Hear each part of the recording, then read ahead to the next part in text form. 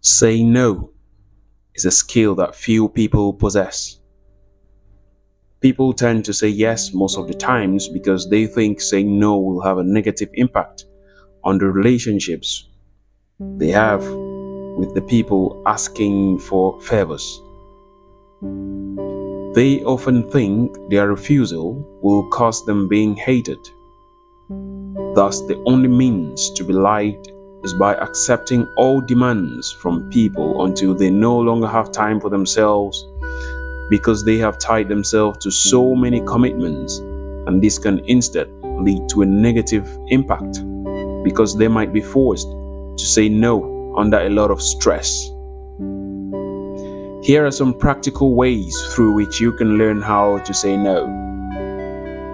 Number 1, practice saying no.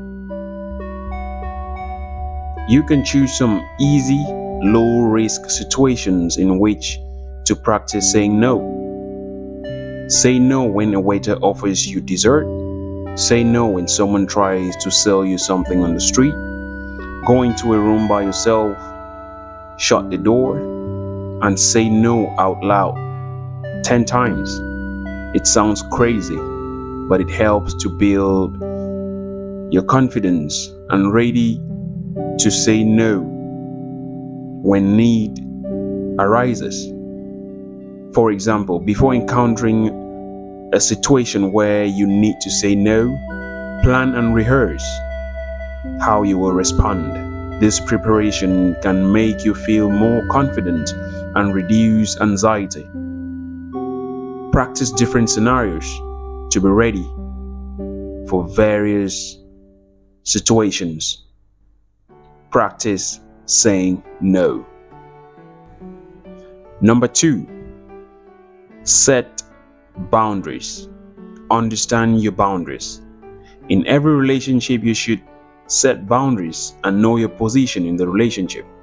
When you don't understand the dynamics of a relationship, you can't determine what the consequences of saying no will be. Hence, to be on the safe side, people tend to say yes. Identify what you are comfortable with and what you are not. Knowing your limits helps you communicate them clearly and confidently. Reflect on your values, your priorities, and areas where you need to enforce boundaries to protect your well-being. Know the dynamics of every relationship in which you find yourself. This helps you set your boundaries. Number 3, separate refusal from rejection.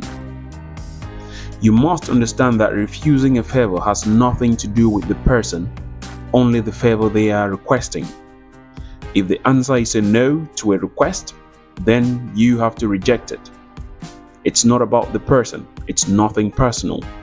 It's simply about the request itself, and the request simply isn't something that you can fulfill at the moment.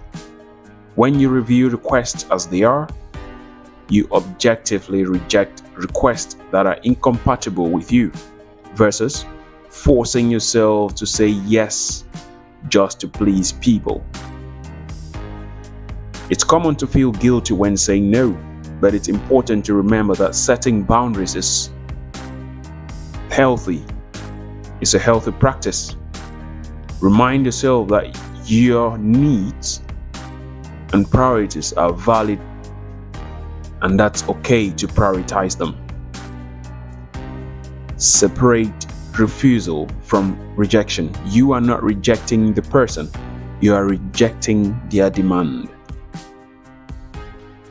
Bonus point: don't be a people pleaser.